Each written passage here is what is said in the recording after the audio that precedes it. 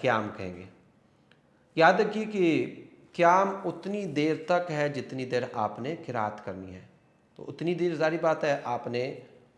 جو ہے قیام کرنا ہے۔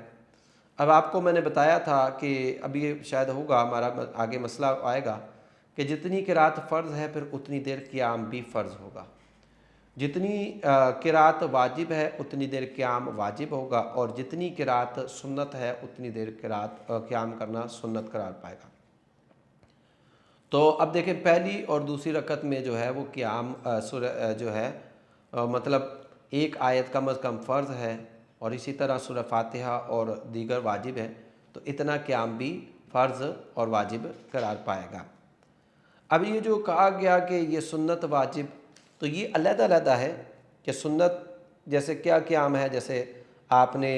جو تعوذ و تسمیہ پڑھنی ہے، ثنا پڑھنی ہے، تو یہ قیام جو ہے سنت قرار پائے گا۔ جو آپ نے سورت ایک پڑھنی ہے، آیت پڑھنی ہے، وہ فرض ہوگا،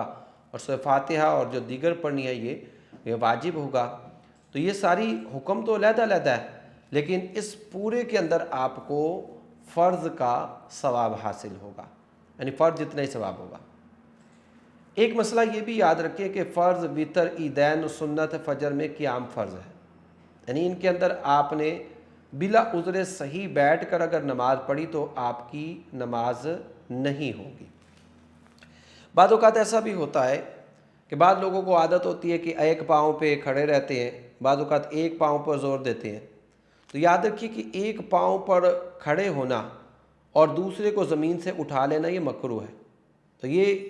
اگر کسی عذر کی بنیاد پر ہے تو پھر علیحدہ بات ہے، لیکن اگر آپ کو کوئی عذر نہیں پایا جاتا، اب آپ کا بلا عذر اس طرح کرنا یہ پھر جو ہے یہ مکروہ تحریمی قرار پائے گا۔ اسی طرح یہ بھی مسئلہ یاد رکھیے کہ اگر قیام پر قادر ہیں، آپ قیام کر سکتے ہیں، لیکن کسی سبب سے آپ سجدہ نہیں کر سکتے، تو اب آپ کے لیے جو ہے وہ قیام کا حکم ساقط ہو جائے گا۔ اب آپ بیٹھ کر اشارے سے پڑھ سکتے ہیں، البتہ بہتر یہ ہے کہ آپ جتنی دیر کھڑا ہو سکتے ہیں آپ کھڑا ہو کر نماز پڑھ لیں۔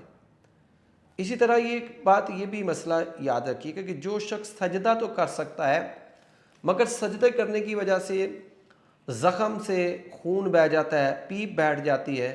تو اب بہرحال اس کے لیے بہتر یہ ہے کہ وہ اشارے سے نماز پڑھے، کیونکہ ظاہری بات ہے اب سجدہ کرے گا تو زخم کے اندر جو ہے وہ پیپ نکل جائے گی، اب پیپ نکلے گی یا خون نکلے گی، تو اب ایسی صورت میں کیا ہوگا؟ اب آپ جانتے ہیں کہ ایسی صورت کے اندر جو ہے وضو ٹوٹ جائے گا۔ اب بہرحال نماز تو پڑھنی ہے اور باوضو پڑھنی ہے،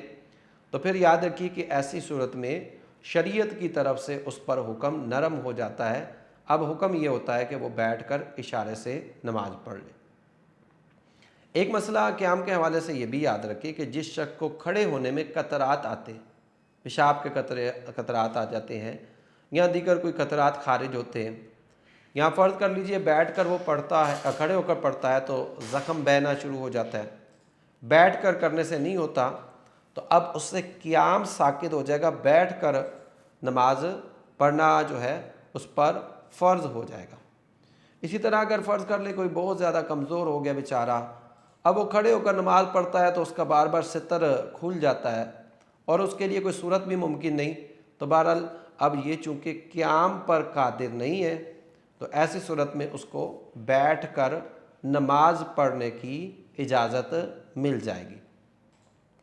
اسی طرح ایک مسئلہ آپ یہ بھی ذہن میں رکھ لیجئے گا قیام کے حوالے سے کہ اگر اتنا کمزور ہو گیا کہ مسجد میں جماعت کے لیے جا کر وہ جا نہیں سکتا، اس کے لیے جا کر کھڑے ہو کر نماز نہ پڑھ سکے، گھر میں پڑھ سکتا ہے تو کھڑے ہو کر گھر میں نماز پڑھنا اس کے لیے افضل ہوگا، کیونکہ اب وہ جا ہی نہیں سکتا، چلنا بہت زیادہ مشکل ہے۔ تو اب ظاہری بات ہے کہ شریعت جو ہے، شریعت کا یہ مزاج ہے کہ وہ